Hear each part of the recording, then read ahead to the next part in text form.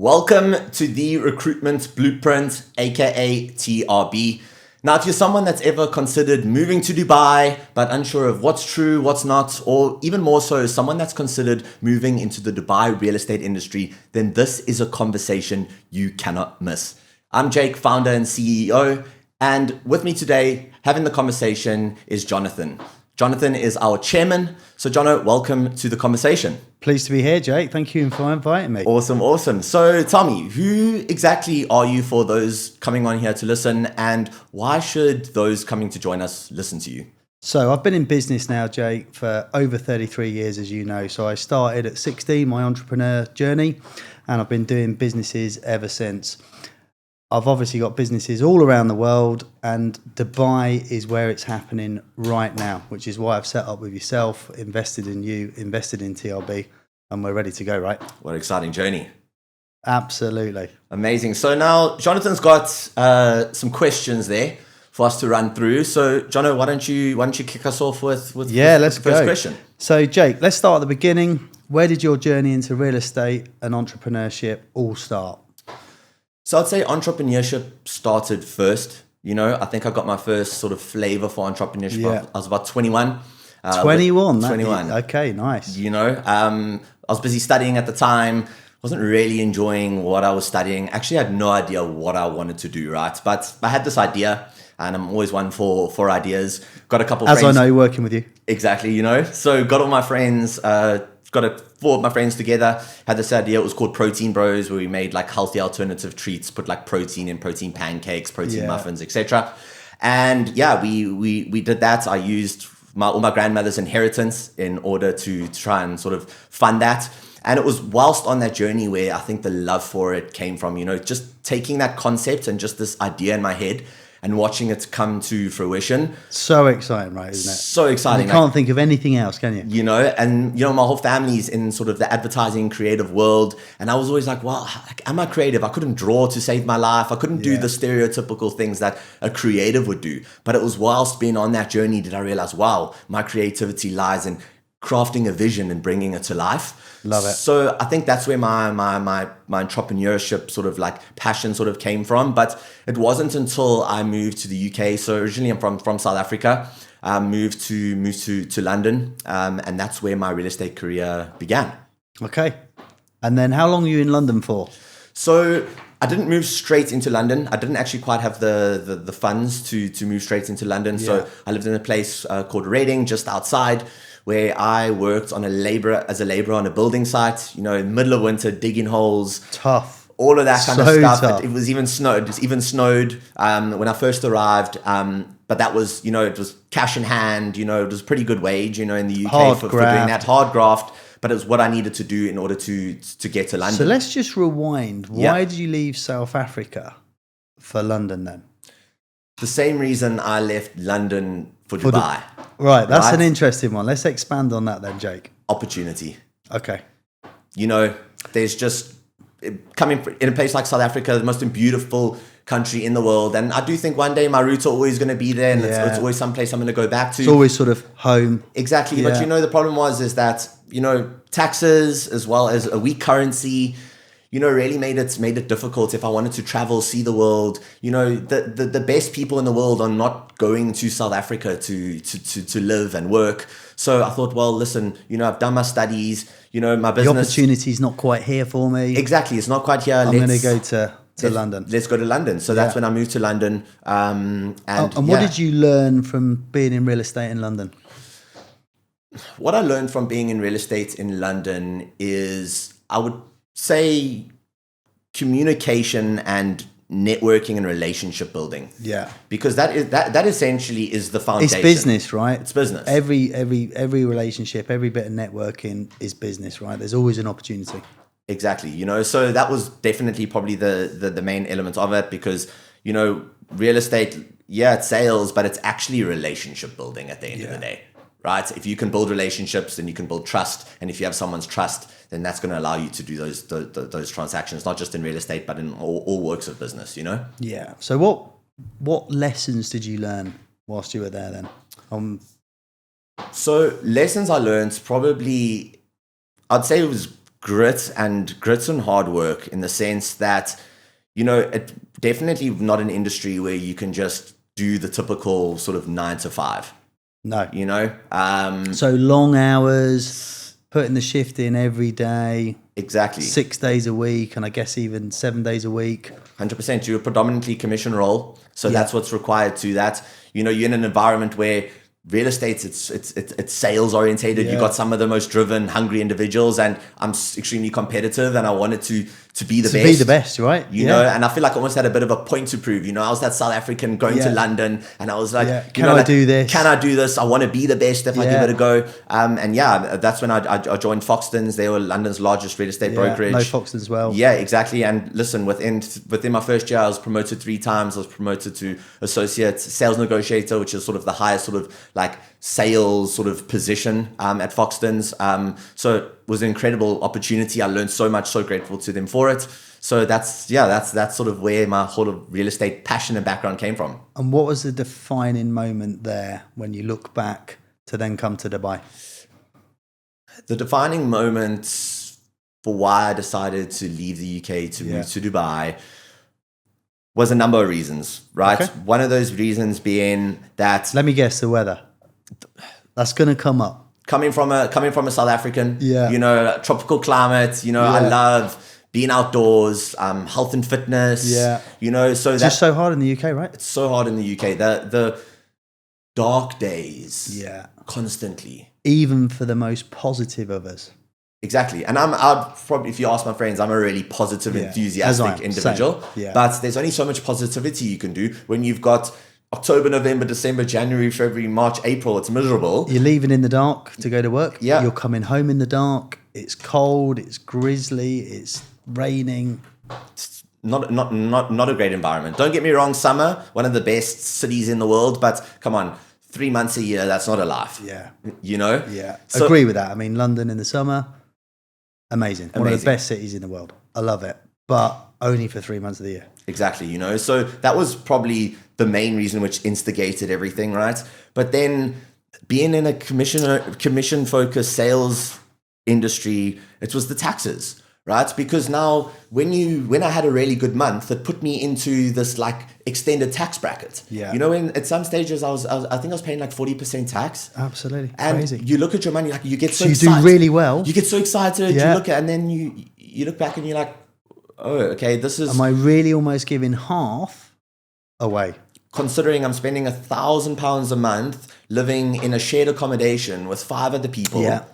I mean, rent prices in London, right? It's really the quality of life and the standard of living was just not where I wanted to be. So I decided, you know what? I'm young. I've got nothing to lose. I've always been a risk taker. Yeah. So where can I go? And I'd never been to Dubai. Okay. I'd never considered Dubai. I didn't know a single person in Dubai. But I went on and I knew, I'm like, okay. I was about to say, how did you find out about it then? So how I found out about moving to Dubai and getting in the Dubai real estate industry is that I knew that I was pretty good at real estate. Yeah. I'd shown myself and proved to myself, Cut your teeth okay, at Foxtons. Exactly, I can do this. Yeah. So then I went online and I was like, okay, cool. Real estate jobs like internationally, because I was like, where can I go that I can do this, but it's also English speaking? And Dubai popped up. Okay. And I saw tax-free. I saw sunshine all year round. Yeah. I saw health and wellness culture. I saw safety. And I thought, well, I'll give it a go. What do I have to lose? What do I have to lose? Move across, and then walk back with my tail between my legs, and then that's worst case scenario, right? Worst case scenario, and that's what I told myself. But the mentality I had is like, I have too much of an ego. There was no ways. It wasn't going to happen, was it? There was no ways I was going to fail, right? You were going to make it happen regardless. And how long ago was this now? So this was in so I decided to move. It was April 2022. I said, I'm not doing another winter. Yeah. Right. And I moved in September 2022. Okay. Right. So it sparked an idea in April, and I'd moved literally by September. By September, I'd moved. Right. Had a couple of interviews. Right. had to figure that all by myself. I had no one really guiding me because I didn't know anyone. No support in that element. Couple of interviews, picked the one that I liked, and moved over. I had about 4 months worth of savings. Which is what you need, right? Exactly. Yeah. And landed and had to figure it all out. And that was 3 years ago then. So you've been here for 3 years. Yeah, pretty much coming up in September. You've been here 3 years. Yeah, exactly. So let's talk about the quality of life in Dubai then. You've been here 3 years.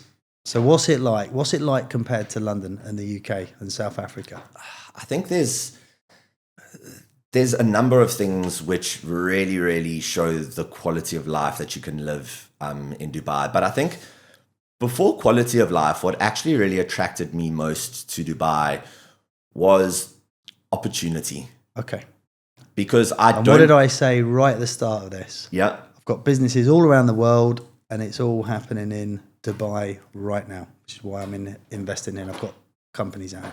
Exactly. There's no other city in the world that presents the opportunity. And I say opportunity in lifestyle, opportunity financially, opportunity in safety, opportunity in education and healthcare for kids and family, opportunity in health. It's got it all going on. In health and wellness. Yeah. It's in networking. Yeah. There's no other city in the world. And that's why Dubai is at the forefront and probably the most talked about city in the world at the moment. Agreed. Because everything. And when you come here, everybody is behind everybody. Everyone's willing to help. There's just this mentality. We're all going to succeed together. Without a doubt, And one of the things, like a big misconception around Dubai, right? It's probably the biggest misconception around Dubai when I speak with people is the fact that women don't have equal rights to men, or women are looked down upon, or, that kind of sort of bias. But westernized. I can confidently say that Dubai is probably the best place in the world to be a woman. And I'll say for a number of reasons, right? Safety. One, safety. The biggest problem you can go out in the world. 3 a.m. as a single lone woman and you're not going to have any issues at all, right? 100%, and that's the big issue that women face around the world. And where do I want my daughter to move to when she's a young adult? Dubai. I don't want to go into London. Exactly, So that's the element. Another one is, listen, on the weekend, I had two friends, both girls, and they were keen to go out, but, Dubai's an expensive place. They didn't want to spend the money. Yeah. They're on these groups. There's these multiple groups, like there's one called like Sky Jam, right? Which are WhatsApp groups, where they put a message in and saying, listen, we're looking for 5 girls to come to Surf Club, for instance. Yeah. We've got a table, bottles, free entrance, come on through and have yourself a good time. Now, men don't get that, yeah. No, that's a privilege for women only, right? For women, and it's not just like clubs; it's restaurants. There's beach clubs. There's more like women days of the week that like they have special deals. There's a ladies' night. Ladies' night every day. Every day of the week there's a ladies' night, and Dubai, and they're all at good places, right? And Dubai are smart because where there's the ladies, it's going to bring the men, and that's going on to the next point. In Dubai as a city operates like no other city in the world, and I say that from the element that the sheikhs and the leadership are complete visionaries, right? They run Dubai like a business. Yeah. They want to create the perfect environment for all of us. Exactly. They want the Google of of the cities of the world. The cities of the world. They run it like a business. And why there's such a shambles where so many other cities are struggling, right, is because they're not run like businesses. And this is what I've always sort of like thought this. And a lot of people, oh no, it's a dictatorship. You don't have. It's not, because if you're going to run your country like a business, right? Running a business. Imagine a business where if you had a CEO, but every time he wanted to make a decision, he had to go get votes from everyone, all the new employees, all the people that aren't performing, that aren't contributing, and only could he make a decision after they've all voted. What city would operate? Imagine trying to tell Mark Zuckerberg that he must do that, or any high-performing business. You can't. Right. And agreed. And that's why I fundamentally think that Dubai is so different from the rest of the world, is because they want to change something tomorrow. It's done. It's done. They can move quickly, but they have a strong moral compass. You know, they're Muslim, which is the Islam. I've learned so much more about the religion, which I think it's actually incredible. It's really got a bad reputation where it's so peaceful, and you know, they really have the best interests of their people, and they look after their own people. One of the only cities in the world, countries, the UAE, where they actually look after their own people, which is incredible. So you were a real estate broker yourself. So tell us about that, Jake. Yeah, so as I mentioned, came across September 2022, okay? Yeah. Just before, it was still quite hot then, you know, it's still kind of the end of summer. Now, I came in and I joined one of Dubai's sort of largest real estate companies, did my training, and I found it, I'll be honest, I found it very, very difficult in the beginning. Okay. There's no doubt about it. You know, the first 3 months, it's going to be one of my questions, actually. What's the hardest part of becoming a new real estate broker in Dubai? I mean, there's so many different elements to that, right? But I mean, listen, I remember I picked up the phone to my mother after 3 months and I was like, listen, I don't know if this is for me. Yeah. You know, this is so much harder than what I thought it was going to be, right?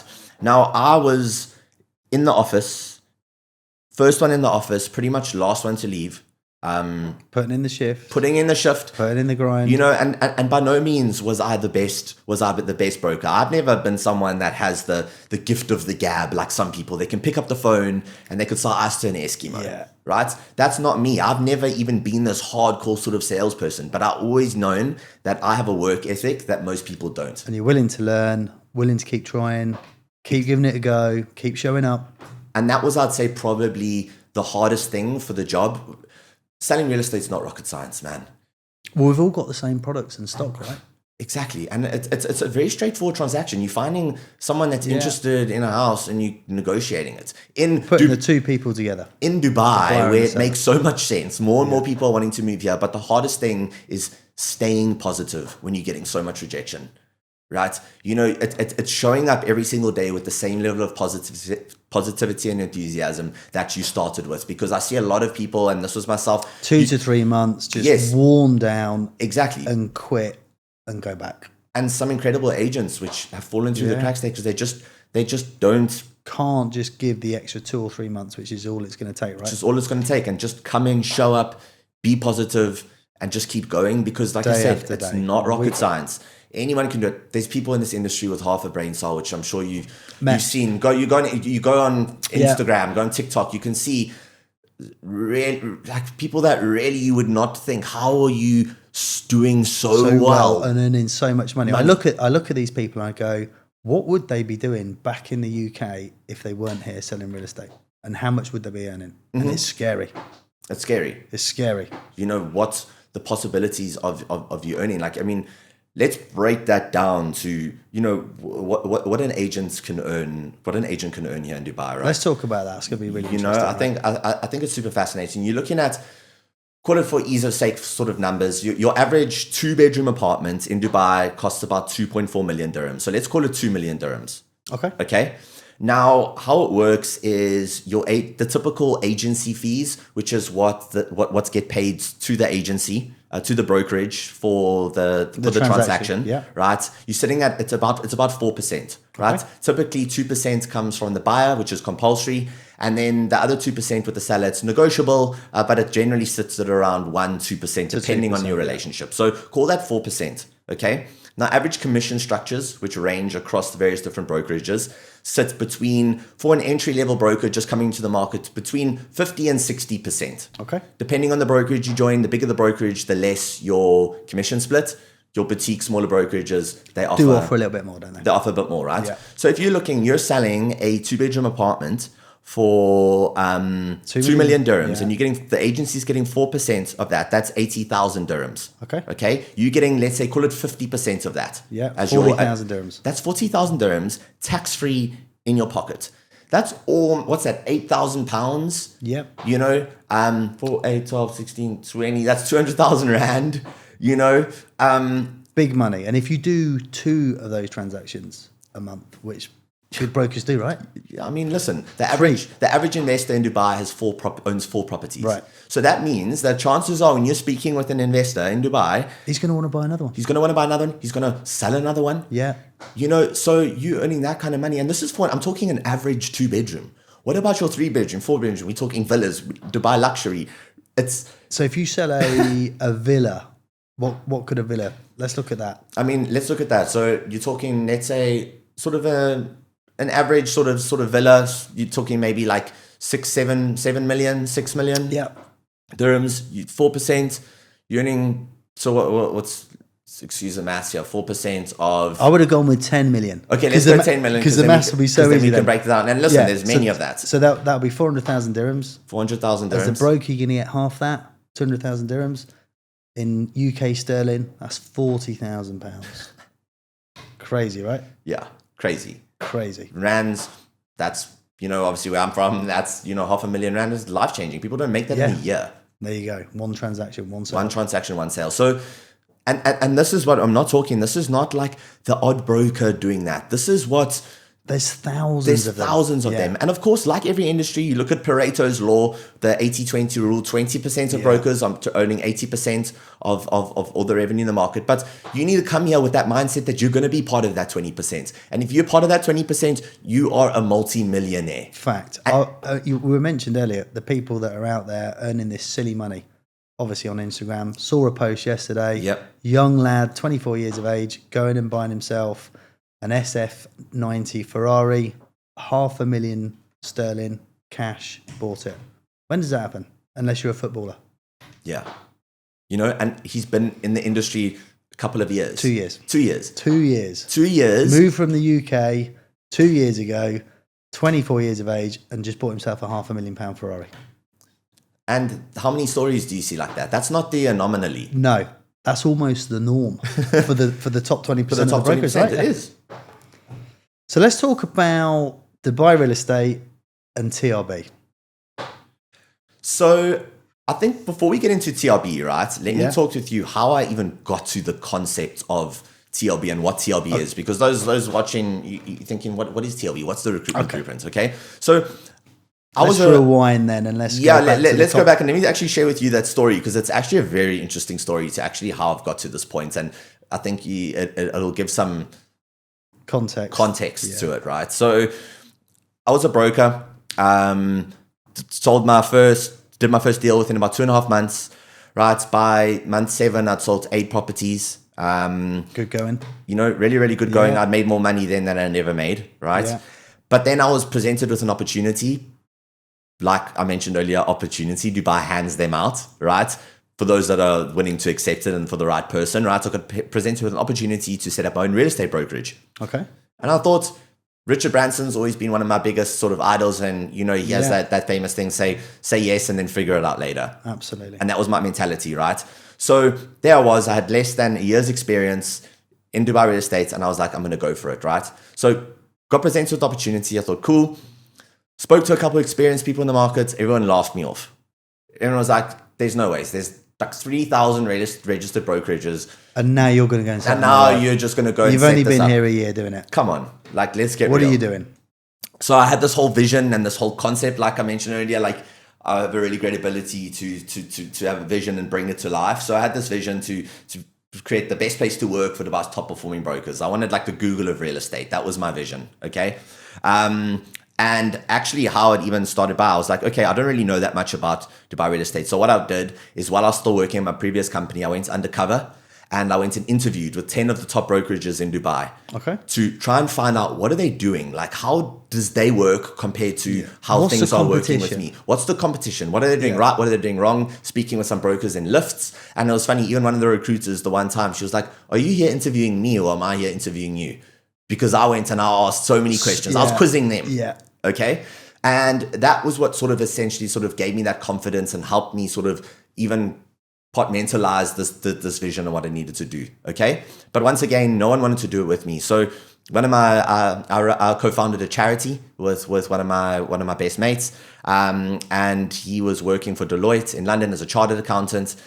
And I remember the numbers man, the numbers guy, and Yeah. I'm no numbers guy. And I was like, okay, I'm the marketing creative. I need someone Visionary. that's operationally sound, and that's Financial, finance. yeah. So I thought, okay, cool. We've worked well together. We've grown this Perfect partnership, charity. right? Perfect partnership. Picked up the phone. This was on the Thursday. Said, I've got this incredible opportunity. You won't believe. Come meet the investors.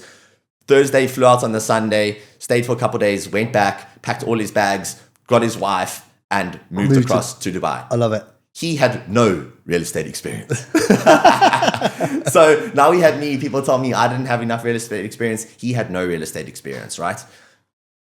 Built step by step, got the right people in, because people is That's what it's all about. And that's the first That's what step. business is all about. People. The right people. And that's one thing you've always told me. And that's essentially noticing that is what sparked the idea without me even noticing it with recruitment, right? Now, whilst we were setting up BWC, right? So we, after 2 years of 1 full year of operations, 1 sort of year of setting things up, we scaled. We had a team of over 50. We had about 48 brokers, which at the time, if you're looking at the numbers that we brought in, it was probably one of the fastest growing. It's quite sizable. Real estate companies at the time, for the experience that we had, how new we were to the industry, to the team that we were able to build. Really good going. Now, Really good going. it wasn't always easy, right? In the beginning, the single thing we struggled with the most was recruitment.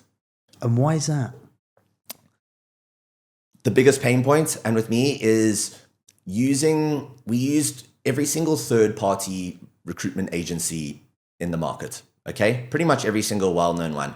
And Created a relationship with all of them and said, send me agents. send me agents. Yeah. And you know what the thing was? Instead of them turning around and saying, listen, you're a new brokerage, there's so much competition, listen, I don't think that we'll be able to fulfill. They overpromised and underdelivered, right? They told us, cool, we're going to do this for you, we're going to do that for you, we're going to send you these candidates, no issues at all, right? And Sold you the dream. sold me the dream. Yeah. And here's the biggest problem, especially for a startup, and why it sounded like a little chip on my shoulder for it, is because that wasted valuable time for us as a startup. When you're in a Because startup you thought you'd tick that off and you focus on something else. and think, that's fine. We're going to have all the agents turning up from all these recruitment companies. That problem's solved. And they're putting you on these retainers, the expensive Yeah. retainers. Yeah. And they're always selling you this dream that you need to give it 2-3 months, whatever. So you're like, cool, I'll trust you. What you yeah. say, right? Yeah. Business Look owner the to whites of business the owner. eyes, shook the guy's hand, deal done, right? Deal done, right? And it just wasn't the case until we're finding ourselves, 4 or 5 months into the operations, and we're struggling To get the agents trying through the to door. get the agents through the door, and it was then that we decided, me and my business partner, we decided, well, listen, we need to take recruitment into our own hands here, right? We can't rely on these third-party recruiters. It's not working, so we're going to have to fix it ourselves. We're going to have to fix it ourselves, okay?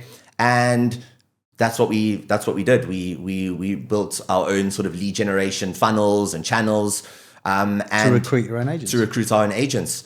And that's what then, and my whole role at BWC was marketing and recruitment. Those were my focal points. For a business partner, he was more operations and kind of like finance. Yeah. I was the creative, but I was also more the people person, the culture Yeah. that we were wanting to build, right? And with this big problem of getting agents through the door, you're like, I'm going to have to take it on. Exactly. That was they were looking at me, and I took that responsibility for that, right? We even tried bringing in-house recruiter. Biggest waste of time ever, Also, once again, overpromised, couldn't deliver. Yeah. Couldn't deliver, not even underdelivered, couldn't deliver, I forget where I'm going with that. Where then obviously I had to take things into my own hands, and Set up your own internal set up my own recruitment system to get the agents through the door. And 6 months later, there we were. We had, floor was filled. we had the desk filled. I remember we were walking around. It was so exciting. This was about October 2020. What are we in 2025, 2024? So last year, right? Yeah. We had just filled our office. We were looking around to go see where can we maybe put another desk, right? And for any brokerage owner, that's a great problem to course have, it is. right? Where Course can we it put is. another Yeah. desk? But unfortunately, things happened. We ran into sort of some financial struggles. There's always sort of a delay in revenue earned. Obviously, it took so long for us to bring brokers in. That caused a delay in finances, which caused issues, right? So I left BWC. Okay, my real estate company. Yeah. Okay. But it was whilst on that journey that I identified and thought, well, listen, if I struggled with this and these were my pain points, surely everybody is struggling with this. Yeah. Okay. Surely everyone is struggling with this and feeling the frustration that I had. Right. And I was like, well, actually, I've kind of developed a bit of a system here, which produced it's different for us. To everyone else's. It's doing different to everybody else. No one else is doing it. No one else is doing it. So I think, why not address the issues of the industry, which the main issues in the Dubai real estate industry is recruitment and lack of quality brokers entering the industry, which is degrading the reputation of the Dubai real estate industry as a whole. The other day, I think 85% fail. Yes. Without a doubt, right? And that was something which we'll probably get into, what I wanted to fix. Okay. So that's where it started. That's essentially how recruitment came about and how now setting up the recruitment blueprints, which for those that much still not sure, what are we? We're a real estate focused recruitment agency based here in Dubai. Okay. Right. Let's have a look. What's the next question? So what gap in the market did you see that gave you the vision to create TRB? The recruitment blueprint. Yeah, so it came from a couple of aspects, right? One of those being is that I was an agent, right? As well as I ran my own brokerage. Through it all, haven't you? So I have a very unique outlook and perspective on the market which no other recruiter or third-party recruitment agency in this market has. Yeah. And that's view of what it's like to be on the ground in the trenches as a broker, as well as coming internationally, coming from London, not knowing anything about Dubai, anything about Dubai real estate, and having to figure it out, as well as running a real estate brokerage, trying to get the agents through the door, and the challenges there, and understanding the frustrations of now working with partners and suppliers that don't live up to what they're promising. So on both hands, there you got to look at it. It's like, cool, I know the frustrations that brokerages have. I know the frustrations that agents have, right? So I thought, okay, cool. Well, I want to create a solution which solves both of those problems. The pain points that the brokerages have and the pain points that the agents have about moving across. And essentially that's where the whole vision behind the recruitment blueprints has come from. And I think that's all built around a 4-pillar post, right? Yeah. So essentially it's a 4-part framework. Yeah. Which is essentially the recruitment blueprint. Okay. Right. It's the blueprint to what I believe will make a successful and a huge difference. Yes. Disrupt it, change it, all for the better. And what the funny thing is that generally, when you talk about being disruptive, it means being extremely doing something completely out of the box and very different, when actually I just want to do things properly. So my disruptive outlook is actually just doing it properly and how it should be. Exactly, and actually delivering. Right. And that's the core focus of what I wanted to do with the recruitment blueprints. And through this 4-part pillar framework, it's to actually be someone in the market that actually, when I say I'm going to do something, you're going to do it. I'm going to do it. And do it properly. So should we talk about it? Let's talk about the steps, the 4 steps. So there's four steps to this, okay? Find, train, relocate, and support. Okay? Now, let me go through each of those. So find. Now, there's so many people, agents, entering this market that want a slice of this pie, but genuinely are not a good fit for the role, right? Everyone thinks you can sell real estate until it actually comes to selling real estate. It's so tough, right? It's so tough because it's in here. Yeah. There's no amount of theory or anything that can kind of really prepare you for that. You're going to win it in your mind or not. You're going to win it in your mind or you're not, or not, right? And the biggest problem I just see is way too many people are given opportunities without getting properly vetted, to try and get the numbers up, right? To try and get the numbers up. So they're thinking they're probably not going to cut the mustard, but we'll give the job anyway. Yeah, we'll give them a job anyway. It's another number through the door. Exactly. It's another bum on a seat. Yeah. And having run a brokerage, I do see honestly, I'd be silly if I didn't see the logic in that. And recruitment's such a big issue. You're going to do it, right? You can take what you can get. But there's an element to that which, like, morally, I think is wrong. And I say that because you're now giving somebody an opportunity who you probably know is probably not fit for it. They're spending their life savings. I was just about to say, right? They're moving their families across. They're giving up everything on your judgment, right? They're trusting you.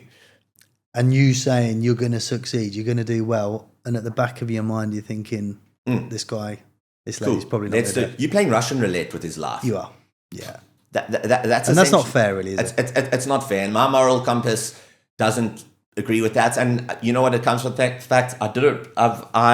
When I was at my real estate company, I brought some people across, which holding your hands up high. I'm holding my hands. I did this. I did it, but I'm not doing it anymore. I don't want to do it. Yeah, and that's why through TRB, it's a big thing that if I do work with you and I say that I think you can make it, I genuinely believe that you can, right? So that's it. And getting to that point, and we'll come on to it, but getting to that point, there's going to be loads of pre-vetting, loads of pre-qualification. So you won't even get to that point to have that second interview with you to be given the opportunity. Exactly. Right? So we've got throughout system, we've got a three-step qualification process before we even hand that candidate over through to our clients. Big qualification where it's not just this basic sort of qualification, right? Where we take the 7 core mindset traits of some of the top salespeople in the world, and then we grade them according to that through a quiz. Then we have an interview, sort of like a one-way sort of like interview where someone has to show up on the camera, answer specific questions. I did it with you, didn't I? It's not actually easy. No, it's not. You've got to think on your feet.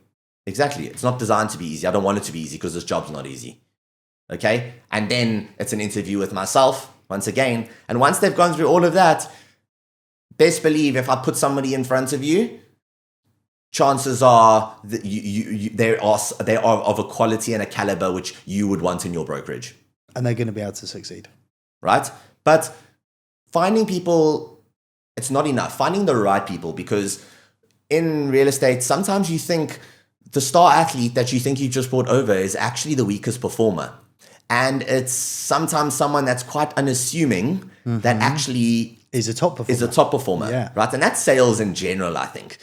Sometimes you get... It's funny, right? Isn't it? Yeah. So we don't sort of discredit that, right? Now, how we ensure... Because listen, we can't. I'm not sitting here saying I'm going to guarantee that if you come and join, you are the perfect person and you will succeed.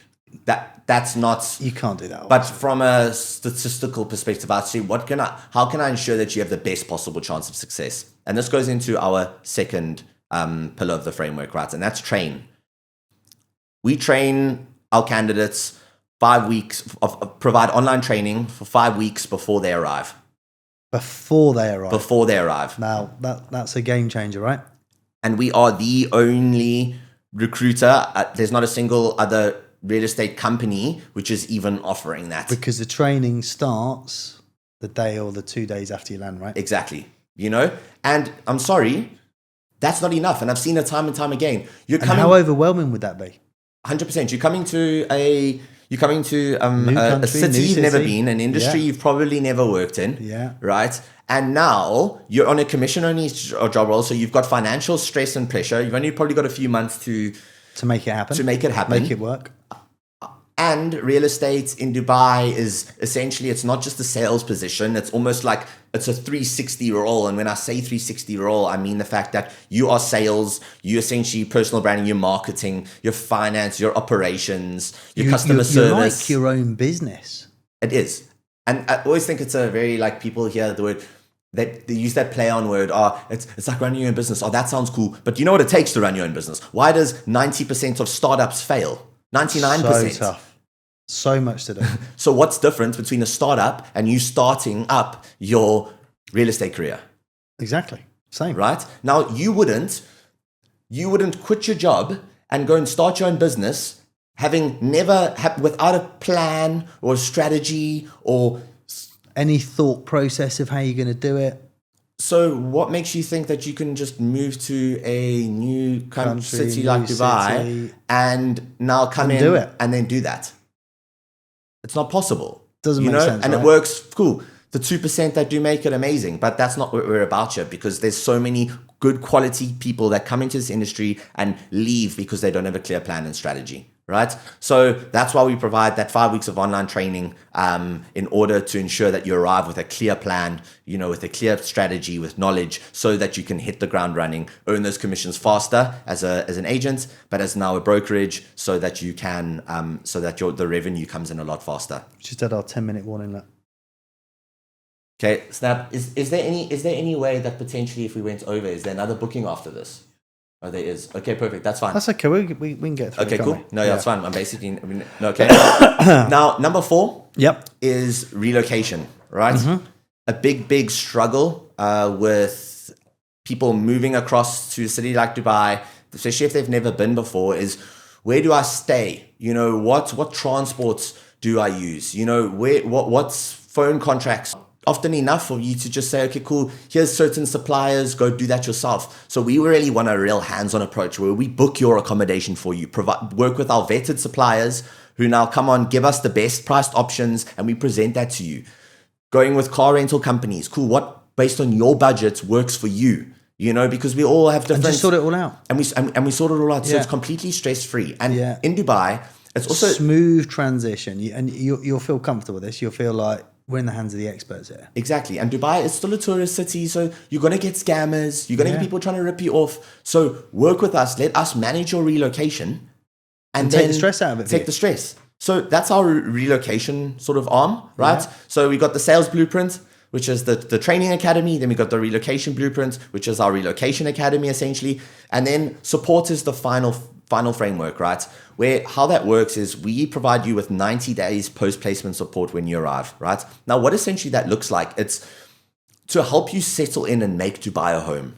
It's someone sitting in your corner. After all of that, we're not just saying we wish you the best of luck. No. We're still here post 3 months. Yes, post 3 months, because still if I can get you still through, helping you. If I can get you through those first 3 months, that's when you're going to succeed. That's when you're going to succeed and smash it. So I can guide you and help you. How do you find your community? What is it that you enjoy doing that can now help you get to where you need to be? And it could be a simple one, isn't it? Where do I go to train? What's the best gym near to my office? 100%. And we know the PT's there. We know the gym. We can set you all up. Exactly. So that's essentially support. So through this 4-part framework within the Recruitment Blueprint, it's really designed to now ensure that you have the best possible chance of success in the most competitive but yet most rewarding real estate market in the world. So a quick recap. If we offer you the job, you've got a huge chance of succeeding because of the rigorous recruitment process. Then we're going to help you train before you even land. So when you land, you're going to have all that training. You're going to almost know what you're doing before you land in Dubai. Then we're going to help you relocate, support you all through that journey.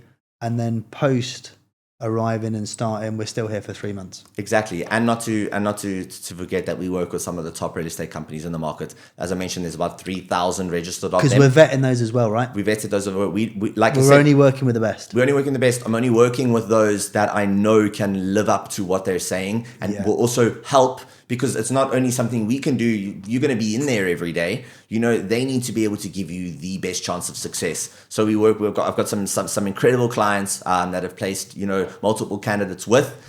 So by working with us and not going independently specific to brokerages, we give you a broad range of options based on what culture you want, what environment you want, and then we place you with those specific brokerages accordingly. So let's talk about those brokerages then. Why should they work with TRB, and what's going to be different?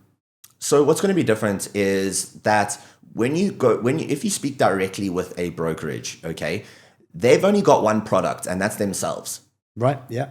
So they're going to be biased. they're going to tell you all the good and they're going to ignore the bad. Miss all the bad bits out. You know, it's like we say here in Dubai, as a why work with a real estate agent and not work with a developer? Because a developer has one option, and that's themselves. Where you work with an agent, we can put forward multiple options based on your requirements. So by working with TRB, apart from all the facts of how we train you before we make you sort of prepped and give you the best chance of success, we make sure that we place you in an environment and with a company which best fits you and which will further increase your chance of success, and not just try and get you in because there's a quota to meet, you know, from a brokerage, and now they're just going to sell you this dream. So you're finding the best fit for the candidate, right? And you might go, there's no point in sending them to that brokerage. They're going to do so much better at this one. And that's what we're here to do. You know, I'm extremely passionate about it, and I don't. This for me, it's not even just about it being a job and a career. It's, you know, I really love helping people. I want to change people's lives, and that's what Dubai real estate can do. It can completely change your life if you get the right opportunity and you're the right person. It can completely transform your life. Completely life changing. So setting up TRB, then, what were the biggest challenges? The biggest challenge with setting up TRB would be, I would say, getting the business set up. You know, it's not easy. That is one thing with Dubai. I said I'd share it, the good, the bad, the ugly. Sometimes they make it sound like it's a lot easier. Like, Jono, we've struggled. Absolutely. I had a misconception that it would all be super easier, and I have to say, setting up companies in the UK is far easier. So I'd probably say that managing all the issues with that, it's a lot more expensive than you actually think it's going to be. Absolutely, yeah. So definitely the whole setup of the infrastructure, but luckily that's all sorted now, and we're ready to go. We're pleased it's behind us, right? 100%. So what's the long-term vision for TRB then? Where are we going to take this, Jake? The long-term vision for TRB is, first and foremost, we're going to take over the Dubai market, right? The market share, we're going to take that over by focusing on that quality and actually doing what we say we're going to do. The reputation that if you want to recruit, you need to speak to these guys. You need to speak to these guys, right? But then what we're going to do is then take that and move across to other Emirates like Abu Dhabi, Sharjah, Ras Al Khaimah, you know, all Emirates which real estate is front and center and is on the rise and booming. Okay, we're going to take it there, and then the grander vision is we're going to move throughout the GCC, take it into Qatar, take it Kuwait, and the big boy Saudi, which is opening up soon. So an extremely exciting opportunity, you know, for us over the next 5 years. Over the next 5 years, next 10 years, to really become the number one recruitment partner across the Middle East. Right, so someone sitting in South Africa now, in the UK, considering the move to Dubai and real estate, what would you say to them? What I would say to somebody that is considering a move to Dubai and into Dubai real estate is something which you said the other day. Your biggest risk... If you don't risk anything, you risk everything. Exactly. Your biggest risk is not taking any risk at all. Absolutely. And love that. I think that's first and foremost the biggest thing. Risk it. What do you have to lose? You can change your life. Go for it. So what's the biggest thing you think you can change with TRB about this industry? Looking ahead. Improving. I think we've covered it, right? But let's just have a quick recap. I think first and foremost, it's just improving the quality of agents which are entering the industry, which is then going to improve the reputation of the real estate industry, which is just going to benefit everybody that's involved in that cycle. And finally, Jake, if someone wants to talk to you, what's the best way of connecting? Best way to connect, we're on Instagram, we're on LinkedIn, we've got our website. If you're a candidate, go through to our website, go to the candidates page, and click apply. You'll go through the various sort of vetting qualification process. And if we think you are correct, the journey could begin, and we can help you. And you get a two-way interview set up with yourself, right? Exactly, and we can help you begin your six-figure real estate career. You know, and if you're a brokerage, unfortunately at the moment, we're not actually bringing on anybody as it stands. We've already got some really great clients we're working with. But if there's still something you'd be interested in, just go on our website, send us a message, and we will get in touch. Great. Thank you so much. Great. Thank you, Jono. No problem at all.